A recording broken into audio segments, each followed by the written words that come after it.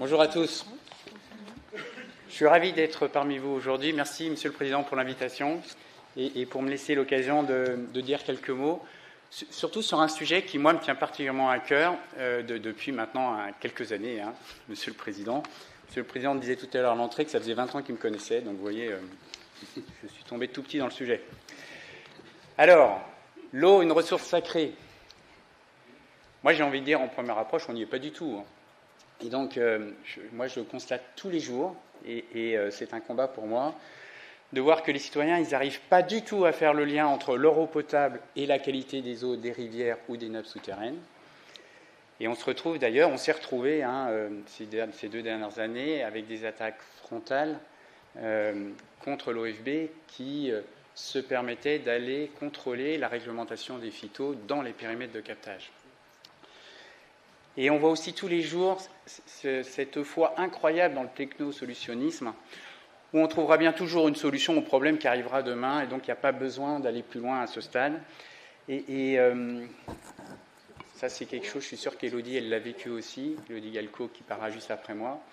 Quand vous inaugurez une station d'épuration, j'en ai inauguré quelques-unes quand j'étais directeur d'agence de l'eau, vous avez toujours quelqu'un... Bonjour Emmanuel. La grande patronne d'EDF Hydro. Donc je disais, quand vous inaugurez une station d'épuration, vous trouvez toujours quelqu'un qui, à la fin de la station d'épuration, donc quand on regarde le traitement des eaux usées, vous dira, et alors c'est ça l'eau qu'on boit au robinet derrière. Et donc ça montre quand même à quel point il faut que tous on partage, on explique ce qui se passe et ce qu'on fait. Voilà, donc je pense qu'on a vraiment du travail devant nous. Et merci, Monsieur le Président, de parler comme ça de l'eau et d'élargir un peu le sujet. Je pense que c'est très important. Côté Office français de la biodiversité, il ne vous aura pas échappé qu'on vient de vivre une année et demie un peu difficile, challengeante, comme on dit. On a eu pas mal d'attaques, de remises en cause, d'agressions, de déversements de lisiers divers et variés, un peu partout.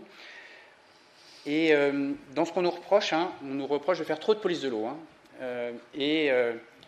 Monsieur le président du groupe Chasse et Pêche entend souvent dire qu'on ne fait plus assez de police de la chasse, trop de police de l'eau, et que c'est quand même un problème de regarder ce qui se passe sur l'eau. Bon, et ça, c'est quand même un des effets directs de la fusion ONCFS-AFB. En fait, on a remis dans les territoires des gens qui regardent la police de l'eau et la police de la chasse de la nature. Là où vous aviez en moyenne 4 ETP par département à l'ex-ONEMA puis AFB, on est repassé à 14 ETP par département en moyenne sur l'eau et la nature. On a formé tous nos agents ex-ONCFS aux pêches électriques et à la police de l'eau. Et donc derrière, évidemment, il y a des gens qui avaient oublié qu'on pouvait contrôler un certain nombre de choses. Et ça explique une partie aussi des difficultés qu'on a eues. Je voudrais remercier très sincèrement l'ensemble du monde de la pêche pour le soutien fort, marqué, envers l'OFB. Merci, Monsieur le Président, vous avez eu des paroles fortes. C'était très important pour nous. Tout comme je soutiens, moi, et vraiment du fond du cœur, tous les pêcheurs qui ont aussi subi. Moi, j'avais été marqué par ce qui s'était passé en Charente-Maritime. Ça avait été un moment difficile aussi. On voit que tous ceux qui essayent de protéger l'eau, et notamment nos rivières et nos nappes souterraines, ont un peu souffert cette dernière année. Bon, notre mission à nous, et notre raison d'être, protéger le vivant, préserver notre avenir, on le fait de 3 façons différentes, sur la connaissance, sur l'accompagnement et sur la police. C'est particulièrement vrai dans le domaine de l'eau. La crise nous aura appris quelque chose sur lequel on travaille en ce moment. Quand on a créé l'Office français de la biodiversité, on s'est très concentré d'abord sur nous-mêmes pour acculturer les gens, se former, etc. Et pour les gens au sein de l'OFB, il est ultra super évident que l'eau fait partie de la biodiversité, donc on a assez peu communiqué sur l'eau, en faisant plein pourtant. Et donc on voit aujourd'hui qu'on a besoin de parler et de faire attention au vocabulaire qu'on utilise, et donc on va parler beaucoup plus d'eau et de biodiversité, et pas que de biodiversité en se disant que tout le monde a compris qu'il y avait l'eau dedans. Voilà. On a évidemment un lien historique très fort avec le monde de la pêche. Ça date du Conseil supérieur de la pêche, qui est devenu ONEMA, qui est devenu AFB, qui est devenu OFB. Pour ceux qui pensent qu'on n'a pas pas fait assez de fusion, il faut se rappeler que ça fait 15 ans qu'on est dans le domaine, et on pense qu'on n'est pas loin d'un équilibre. On n'a pas très envie de continuer à refaire des fusions. Monsieur le député. Bon, alors, Et vous savez que la FNPF est très bien représentée au sein de notre conseil d'administration. Et c'est important, c'est un avis écouté, respecté, et on en a besoin. Je voudrais illustrer quelques exemples de choses, de points sur lesquels on travaille ensemble. Sur la connaissance, d'abord. La connaissance, pour nous, c'est le socle. Si on veut protéger quelque chose, il faut le connaître. On voit en ce moment un effritement de la prise de conscience de l'importance de cette connaissance. On a de plus en plus de gens devant nous qui disent il suffit de demander à ChatGPT, il nous dira quel est l'état des cours d'eau. Donc il faut avoir conscience que l'intelligence artificielle ne ressort que ce qu'on rentre dedans. Et donc il y a un certain nombre de choses à rentrer, à suivre et à poursuivre. Et ça, c'est un point qui est vraiment essentiel. Donc il ne faut pas lâcher sur la connaissance. Il faut continuer à structurer, connaître et surtout vulgariser. Dans le monde de l'eau, c'est très structuré depuis longtemps. C'est assez technique. C'est d'ailleurs un des sujets des comités de bassin des agences de l'eau. C'est difficile d'y rentrer. Mais aujourd'hui, on doit vraiment travailler sur la vulgarisation de tout ce qu'on compile, connaît. Et on en a besoin pour qualifier ce qui se passe avec le changement climatique, l'évolution des cours d'eau, etc. Nous, on voit bien, avec nos réseaux ondes, nos divers données qu'on récupère, l'augmentation des assecs, l'augmentation de la température, l'évolution très forte du climat et donc des écosystèmes et donc des poissons qui vont vivre dans ces milieux. J'avais fait regarder, on a aujourd'hui dans notre Banque nationale poisson 45 000 opérations de pêche électrique depuis les années 70. Donc, on a des séquences longues, on a de la donnée. Maintenant, il faut la faire parler, la travailler, et on fait ça ensemble. Bon, je ne vais pas vous faire les 108 espèces recensées en métropole, les 5 menacées, les 5 en danger, les 5 vulnérables. Vous savez ça bien mieux que moi. Alors, un point encore sur la connaissance qui, pour moi, est hyper important. Nous, on a tendance à parler des problèmes, et on fait très attention à ne pas parler que des problèmes, parce que quand vous annoncez la fin du monde tous les jours, les gens vous répondent « perdu pour perdu, autant vivre comme il faut maintenant ». Donc, il faut aussi donner des raisons d'espérer. Et il faut aussi réussir à prendre un peu de recul. J'ai aussi des gens qui nous disent « non, mais vous dites que ça ne va pas ». Mais en fait, non, ça va très bien. Regardez le silure. Il y en a partout. Donc, il n'y a pas de problème avec l'environnement. On fait la même chose avec les sangliers sur le monde terrestre, ou les loups, ou des espèces emblématiques. Donc, quand la biodiversité s'érode, on fragilise l'ensemble des écosystèmes. Il y a toujours quelques espèces opportunistes qui s'en sortent à court terme, mais au prix de fragilisation de l'ensemble. Et dès qu'une maladie passe, après, ça peut faire des ravages. Donc, il faut faire vraiment attention à ne pas surinterpréter quelques éléments et bien réussir à garder la vision globale. Évidemment, dans nos cours d'eau, avec tous les efforts qu'on a fait sur l'assainissement, il y a plein d'endroits où ça va beaucoup mieux qu'il y a 30 ans.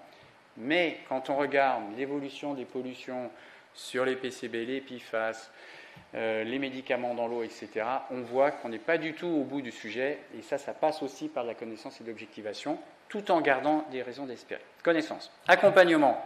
À l'OFB, on a plein de choses pour apporter des aides à ceux qui ont envie de travailler sur l'eau. Centre de ressources cours d'eau. Donc ça, c'est pour accompagner les acteurs dans la restauration de la continuité écologique. Le centre de ressources génie écologique, pareil. On a le centre de ressources milieux humides, pôle relais territoriaux, pour travailler sur la restauration des cours d'eau, des zones humides, des marais, etc. On a un centre de ressources espèces exotiques envahissantes, on en parle de plus en plus. Et c'est des sujets sur lesquels il faut vraiment qu'on porte de l'attention si on ne veut pas continuer à déstabiliser trop nos écosystèmes. Un centre de ressources sur l'aire d'alimentation de captage d'eau potable, et puis un nouveau centre de ressources sur l'accompagnement des filières agricoles dans leur transition agroécologique. Tout ça, c'est des guides, de la matière, des références, des référentiels, pour permettre à ceux qui ont une problématique dans un territoire d'avoir de la matière pour organiser et accompagner leurs projets. Donc, profitez-en, n'hésitez pas, vous passez par la Fédé, par l'Agence de l'eau, on vous donnera les bons endroits pour trouver tout ça. Après, évidemment, il y a la police. L'OFB restera très impliqué sur ces actions de police. On voit bien qu'on en a besoin, hein. Donc c'est sûr que c'est moins populaire de faire de la police que d'apporter des aides financières aux gens qui portent les projets, mais on voit bien que si on veut que les projets fassent, il y a un moment, il faut que des gens rappellent la règle, parce que sinon, on a du mal à motiver nos acteurs. Donc on fait en sorte de cibler le plus précisément possible nos actions, parce qu'on n'a pas assez de bonhommes, hein, sur les espèces sensibles, sur les zones en jeu, les frayères, les poissons migrateurs. On a fait de très belles opérations, et si vous suivez un peu les actualités, sur du braconnage, notamment sur les civelles, sur des trafics d'espèces protégées. Tout ça, ça marche si on a le renseignement local. Et le renseignement, c'est quand même très très souvent les pêcheurs qui nous les apportent pour ce qui concerne les poissons. Et donc, on a vraiment besoin de vous, parce que ce renseignement, c'est ce qui va nous permettre d'être efficace et efficient pour nos opérations de police. Et donc là aussi, je voudrais remercier le monde de la pêche de jouer le jeu, parce que c'est comme ça qu'on arrive à avancer. Et chaque fois qu'on sort une grosse opération de braconnage comme la civelle, on voit que les autres font beaucoup plus gaffe, et donc c'est très bon pour l'environnement. Pour finir, je voudrais illustrer quelques chantiers sur lesquels on a vraiment envie de travailler avec vous. D'abord, il y a la gestion quantitative et la sécheresse. Alors l'année dernière, comme on a eu une année humide, des gens qui disaient, vous voyez qu'il n'y a pas de changement climatique, vous voyez que l'année d'avant, c'était vraiment une situation exceptionnelle, plus besoin de travailler dessus. Bon, là, il fait chaud depuis 15 jours, donc ça y est, c'est reparti. On dit, mais qu'est-ce qu'on a fait depuis 2 ans sur le domaine ? Il faut se préparer aux effets du changement climatique. Ce changement climatique, il est là, c'est pas à l'autre bout du monde, c'est tout de suite maintenant chez nous. Ça va impacter très fortement nos écosystèmes. On a des endroits où il n'y avait jamais d'ASEC et on voit des ASEC maintenant tous les ans. Donc les écosystèmes ne sont évidemment pas les mêmes. On a besoin de travailler tous ensemble sur la manière et la façon dont on va tous partager cette ressource en eau. Évidemment, pour messieurs, mesdames les députés, il ne faut pas qu'on oublie les habitats aquatiques dans le partage de la ressource en eau. On voit à quel point c'est facile de, à court terme, placer l'homme devant les milieux aquatiques.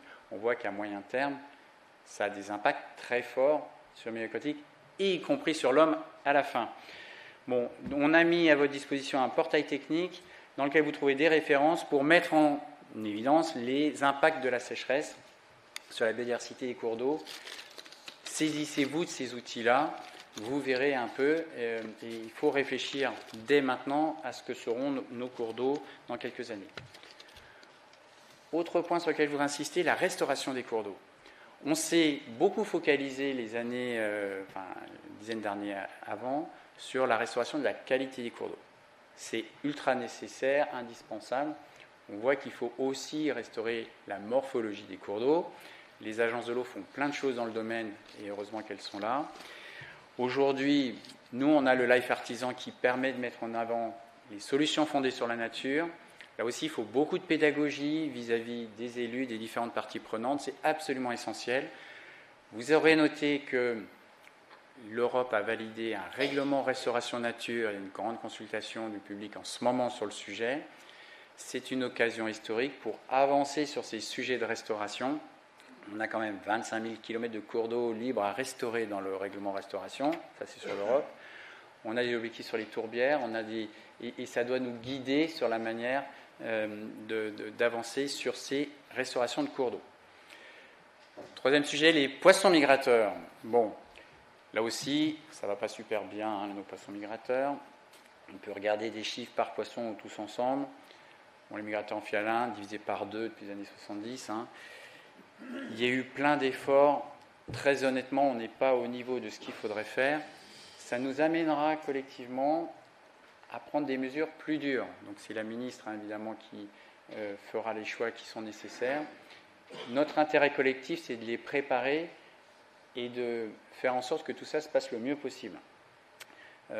Pour ça, on a besoin, là encore, de connaissances. On a besoin de travailler ensemble. N'ayons pas peur de la science. Je vois tous les jours des gens qui disent « Ah là là, mais si on précise trop, on va montrer que ça ne va pas bien, donc on ne pourra plus pêcher. » Mais il faut se dire l'inverse aujourd'hui.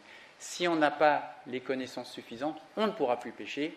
Et donc, si on veut continuer à pêcher un certain nombre de poissons, il faut être sûr de notre impact sur ces populations, parce que le doute profite à l'interdiction. Et c'est comme ça qu'on se retrouve avec des moratoires. Le problème, c'est que les moratoires, ils arrivent souvent un peu trop tard, et donc derrière, on n'arrive pas à avoir un truc durable. Donc là aussi, on a besoin des fédérations pour conduire ces études, et je vous en remercie aussi beaucoup. Et ensuite, on a le sujet de l'équilibre des différents peuplements piscicoles. Donc là, il y a des mots-clés qui crispent tout le monde. Donc le silure, on n'a pas trouvé d'équilibre aujourd'hui, on peut le dire dans tous les sens. Je ne sais pas quelles décisions seront prises à la fin. Ce dont je suis sûr, c'est que si on ne fait rien, les gens se taperont dessus. Et donc, évidemment, il y a tout un tas d'enjeux sur l'équilibre qu'on veut avoir, sur l'impact sur ces populations de poissons, notamment quand on a en plus des ruptures de la continuité écologique, on voit que ça peut avoir un impact plus fort. Sur des sujets de santé, parce que le silure concentre quand même tout un tas de produits qui ne sont pas très bons pour notre santé, mais il faut qu'on travaille dessus et on ne peut pas continuer à dire d'un côté il n'y a aucun problème, de l'autre côté il ne faut pas y toucher, et donc là je compte sur vous pour aider à avancer. On a aussi évidemment le cormoran, le grand cormoran, sujet de friction depuis quelques années. Moi, je voudrais remercier les 4 fédérations qui travaillent sur les études, la connaissance. J'ai un petit poil de frustration au sein de nos équipes parce que les protocoles qu'on avait proposés qui, selon nous, permettaient de mieux qualifier ce qu'on va faire derrière, ont été bougés. Mais c'est bien que vous vous appropriez aussi ces protocoles. Ce dont je suis sûr, c'est que si on n'a pas cette connaissance, on ne pourra pas aller plus loin. Ce qu'on pousse à l'OFB, c'est de passer à la gestion adaptative du cormoran. Le cormoran est tellement sensible et tellement passionnel qu'on s'est dit qu'il ne fallait pas commencer par le cormoran pour la gestion adaptative. Donc ce qu'on a proposé au ministère, c'est de commencer par le choucas des tours, qui est aussi une espèce protégée, qui aussi pose de vrais problèmes, là pour le coup en Bretagne, pour mettre en place cette gestion adaptative d'espèces protégées. Et derrière, on pense qu'il faut aller vers le cormoran. Mais pour ça, il faudra qu'on ait les études suffisamment solides de l'impact du cormoran sur les différentes espèces de poissons. Alors, il ne suffit pas de dire que le cormoran mange du poisson. Ça ne suffit pas si on veut avancer. Ceux qui travaillent dessus spécifiquement le savent par cœur. Mais il ne faut pas avoir peur des résultats. Et je suis persuadé que si on le fait comme il faut, nous arriverons là aussi à trouver un meilleur équilibre que ce qu'on a eu. Vous avez déjà fait des pas importants en gagnant un certain nombre de contentieux. On a réouvert la possibilité de prélever des cormorans dans les eaux libres, donc hors pisciculture. Mais tout ça reste fragile, il ne faut pas un contre-exemple qui nous remette dedans. Donc vraiment, il faut avancer ensemble. Et nous, on a envie de travailler avec vous. On pense que c'est absolument nécessaire. Voilà, je vais m'arrêter là, juste pour vous dire, moi je trouve que les cours d'eau, ils méritent mieux que ce qu'on fait pour les cours d'eau aujourd'hui. On doit réussir collectivement à mieux les protéger, à restaurer la qualité, restaurer la morphologie. C'est comme ça qu'on arrivera derrière à avoir des cours d'eau de bonne qualité. Il faudra travailler sur le bon partage de l'eau et encore une fois, sans oublier les milieux aquatiques. Tout nous pousse à oublier les milieux aquatiques au nom des sujets financiers, des sujets de simplicité, des sujets d'emmerdement avec les différentes parties prenantes. Donc ça, il faut qu'on soit fort et nous avons des intérêts conjoints. On a envie de travailler avec vous, on a envie de développer des outils communs. On a envie d'expliquer au reste du monde l'importance de la préservation de ces milieux. Et donc, je vous remercie et je vous souhaite de bons travaux. Merci à tous.